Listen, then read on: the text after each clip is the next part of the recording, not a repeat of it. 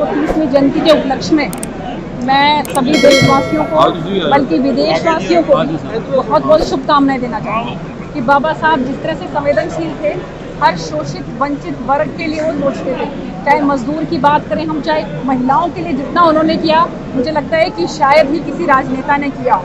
तो ऐसे हमारे बाबा साहब को आज हम सब लोग यहाँ पर जो है उनको याद करने के लिए उनके जयंती पर यहाँ पर एकत्रित हुए। हमारे जिला की तरफ से कार्यक्रम आयोजित किया गया और हमारे आदरणीय डिप्टी स्पीकर साहब गंगवा जी जो है इसमें जो है उपस्थित रहे और हमारी भारतीय जनता पार्टी के बहुत वरिष्ठ नेता सभी यहाँ पर उपस्थित रहे और हम सब ने मिलकर जो है बाबा साहब की जयंती। आपने अपने संबोधन में एक पीड़ा जताई, इसमें क्या प्रतिक्रिया?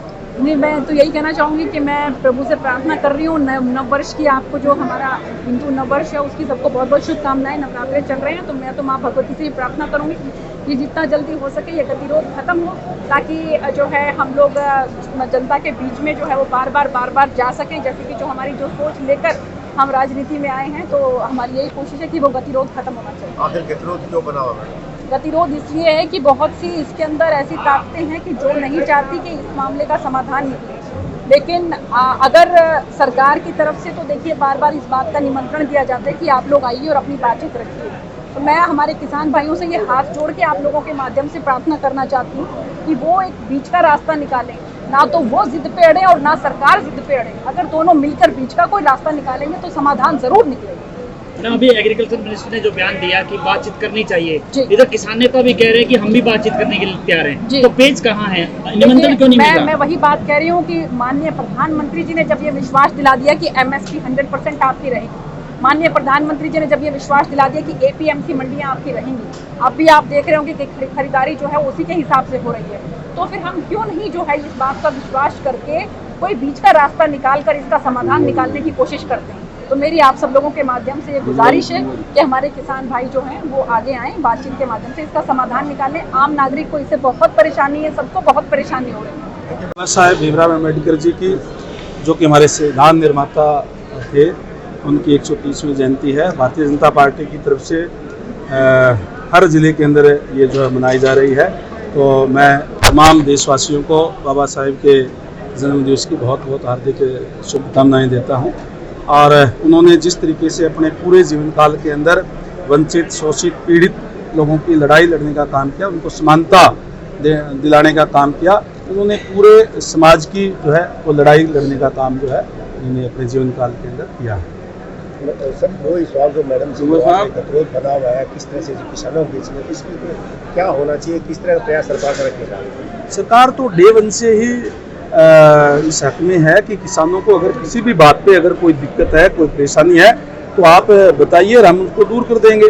तो कहीं भी सरकार की तरफ से तो इस टाइप की कोई बात है नहीं, कोई अड़ियल रवैया नहीं है। लेकिन मैं जहाँ तक समझता हूँ कि कहीं न कहीं जो इस बात की दिक्कत करने वाले जो लोग हैं, जो कहीं न कहीं इसको किसानों की आड़ के अंदर राजनीति करने वाले लोग हैं, वो इसको सिरे जो है उन्हें छेड़े दे रहे हैं। गंगवा साहब, आज डॉक्टर भीमराव अम्बेडकर की बात की जा रही है, आरक्षण की बात करी जा रही है, अधिकार बचाने की बात की जा रही है। पिछले 3 साल से हरियाणा के अंदर जो दलित वर्ग के लोग हैं उनको छात्रवृत्ति नहीं मिल रही, छात्रों को नहीं। हमारे जो दलित वर्ग के जो है स्टूडेंट हैं, उनको छात्रवृत्ति सरकार की तरफ से दी जाती है। अगर कहीं कोई आपके संज्ञान में ऐसा है कि कहीं कोई किसी विशेष जगह पर नहीं मिली है, तो उसको हम दिलाने का काम करेंगे। आप बताएं।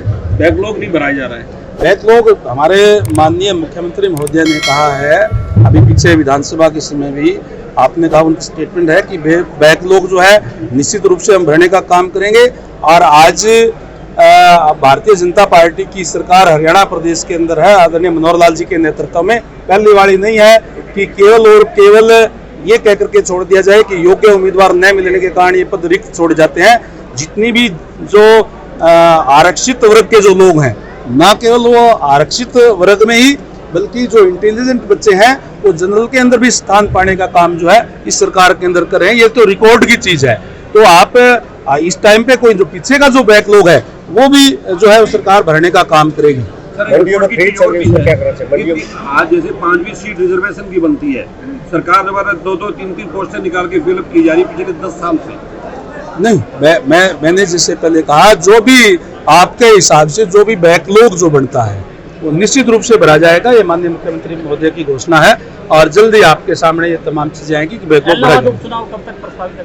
तो चुनाव आयोग का काम है कि वो उसका बताने का तो डेट जो है उन्होंने कहनी है। हाँ, ये जरूर है कि विदिन 6 मंथ होता है, तो जब भी चुनाव आयोग इसको डिक्लेयर करेगा हम तैयार है। भाजपा कितनी तैयार है सर चुनाव को लेकर? भाजपा पूर्ण रूप से तैयार है। हमारी आज गठबंधन की सरकार है, दोनों ही पार्टियां इसके लिए तैयार है। मुख्यमंत्री और उपमुख्यमंत्री का कुछ का विरोध हो रहा है। दुष्यंत चौटाला को कार्यक्रम देखिए ये आज हम बाबा साहब की जयंती मना रहे हैं और उन्होंने हमें संविधान के अंदर अधिकार दिए हैं।